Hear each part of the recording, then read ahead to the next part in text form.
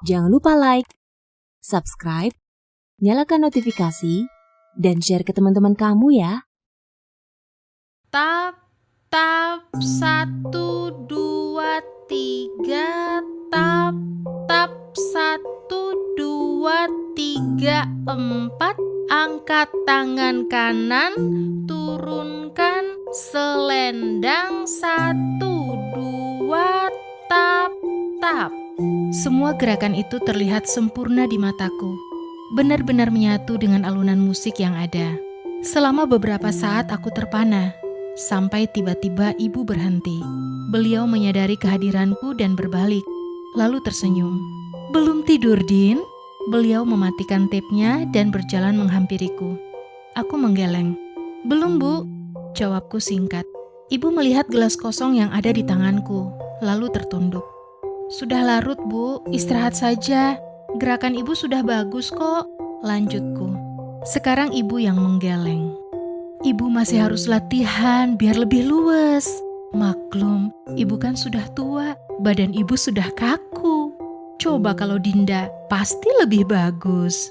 Ibu baru akan meletakkan tangan di pundakku, tapi aku menghindar.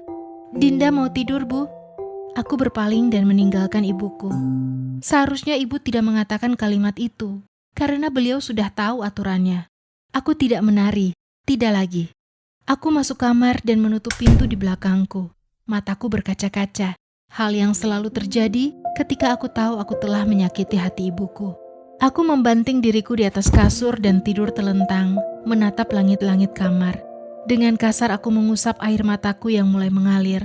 "Aku tidak menari lagi," bisikku pada diriku sendiri. Aku sudah berhenti. Dulu, waktu aku masih kecil dan belum bisa memutuskan mau jadi apa, aku menari.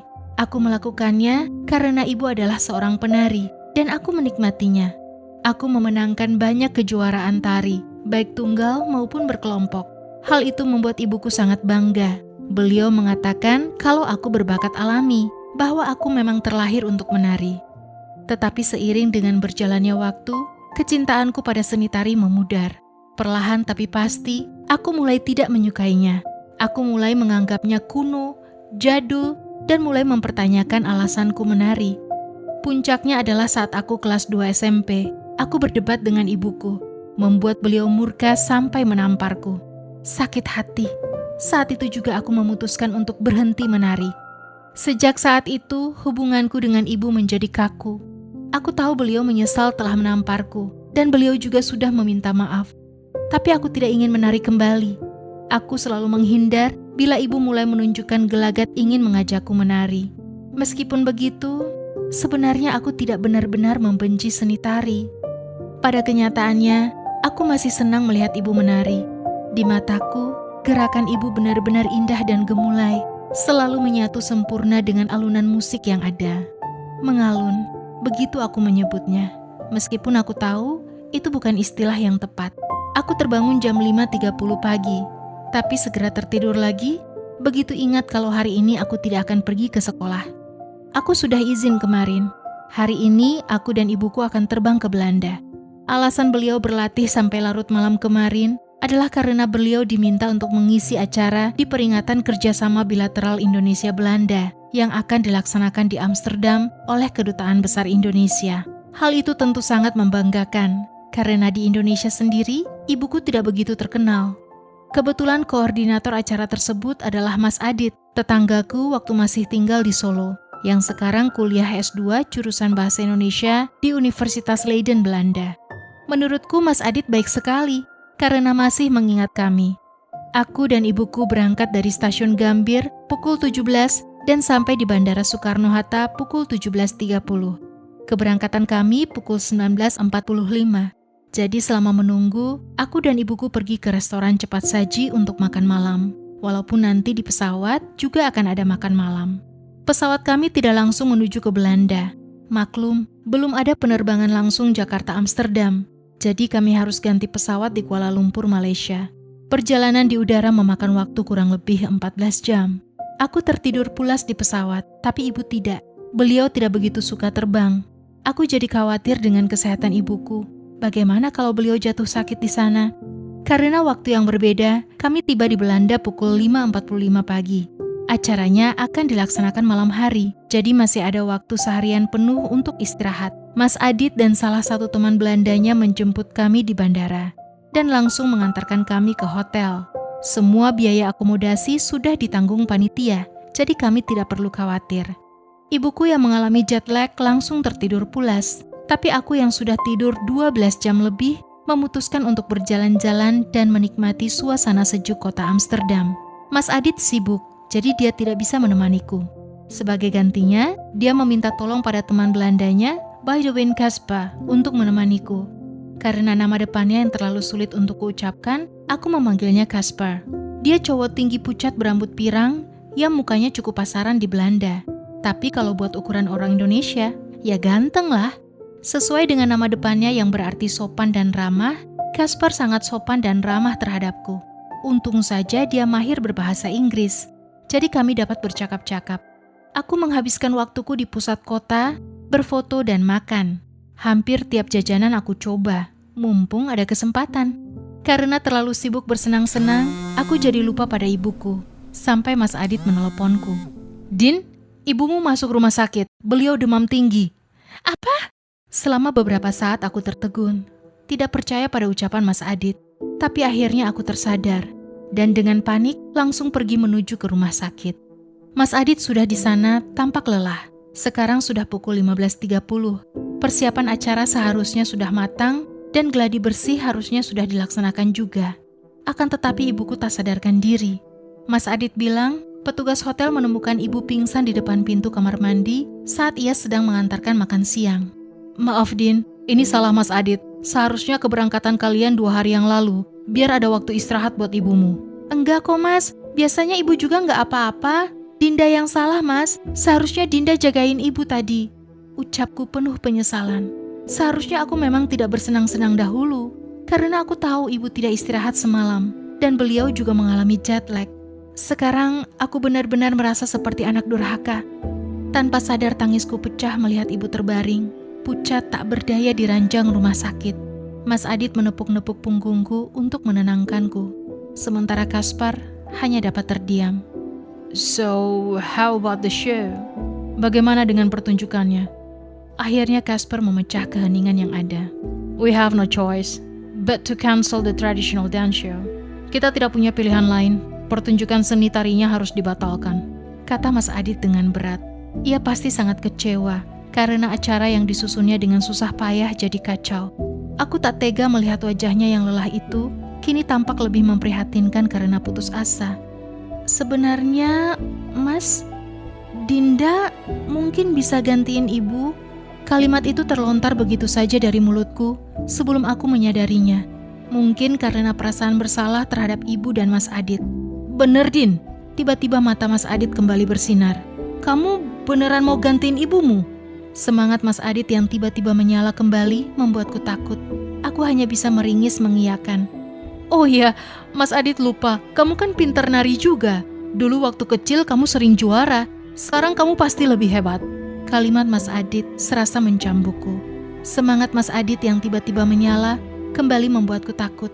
Bagaimana kalau dia tahu sudah 3 tahun lebih aku tidak menari? Aku tidak berani membayangkannya. Mungkin lebih baik kalau dia tidak tahu. "Kalau gitu, tolong Mas Adit ya, Din. Soalnya acara ini penting banget buat Mas," lanjutnya. Iya Mas, tapi Dinda nggak sebagus itu kok. Ibu jauh lebih bagus," ucapku terbata-bata. Mati aku, batinku. Aku kan tidak pernah mempelajari tari yang akan ibu bawakan. Seharusnya aku berpikir dulu sebelum berucap.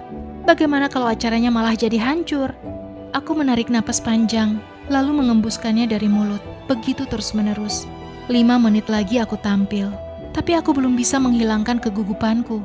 Bagaimana tidak, berlatih saja tidak pernah. Aku telah mengenakan kostum dan full makeup. Untung saja postur tubuhku dan postur ibu tidak jauh berbeda. Aku hanya harus mengecilkan bagian pinggangnya sedikit. Tapi, ya Tuhan, aku tidak bisa menghilangkan perasaan gugupku. Usahaku untuk mengingat gerakan yang biasa ibu lakukan sia-sia. Terlintas di benakku untuk kabur saja. Tapi nanti, bagaimana dengan Mas Adit? Dia telah begitu baik pada kami.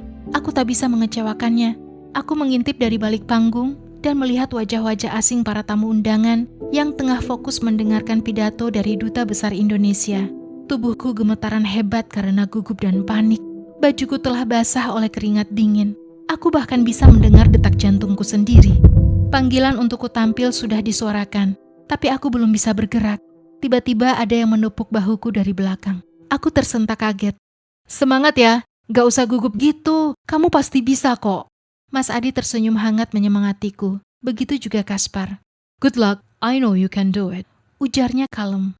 Aku ingin menangis. Seharusnya kukatakan saja pada mereka yang sebenarnya. Apakah sekarang sudah terlambat untuk itu? Sepertinya begitu, karena alunan gamelan sudah mulai terdengar. Aku sudah terlanjur basah, jadi sekalian saja mencebur. Masalah malu itu urusan nanti. Toh tak semua orang kenal tarian yang akan kubawakan. Jadi tidak apa kalau salah 1-2 gerakan, atau dalam kasusku pasti akan lebih dari itu. Aku berbalik dan memejamkan mataku, berdoa. Sambil menggigit bibir bawah, ku ambil langkah pertamaku. Cahaya yang menyilaukan menyambutku di atas panggung. Dengan percaya diri, aku lenggokkan tubuhku sesuai irama musik yang mengalun. Mengalun. Aku tersadar, yang harus aku lakukan hanya mengalun.